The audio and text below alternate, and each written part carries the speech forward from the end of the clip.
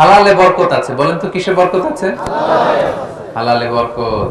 অল্প হইলেও বরকত আছে। ধরেন যে আমি আলুর ভর্তা পান্তা ভাত দিয়ে খাইলাম, কিন্তু খুব তৃপ্তি, স্বাস্থ্য ভালো, সুঠাম দেহ, ফ্যামিলিতে সুখ, ছেলে কথা শুনে, ওয়াইফ নামাজ পড়ে, তাহলে তো দুনিয়াটাই জান্নাত হয়ে গেল, ঠিক কিনা বলেন? আর ধরেন আপনি পোলাও, কুরমা, বিরিয়ানি এগুলো খাইলেন, ডানে বায়ে ইচ্ছা মতো কামাই করলেন, কিন্তু এমন রোগ আল্লাহ দিছে একটা হসপিটালের বিল পরিশোধ করতে 10 লাখ নাই, এরকম আছে না? নেই?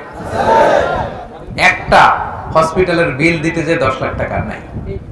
তার মানে হালালে বরকত। প্রিয় ভাইয়েরা আমার, সুঙ্গাইবুলের ভাইয়েরা, এজন্য হালালের সাথে থাকবেন।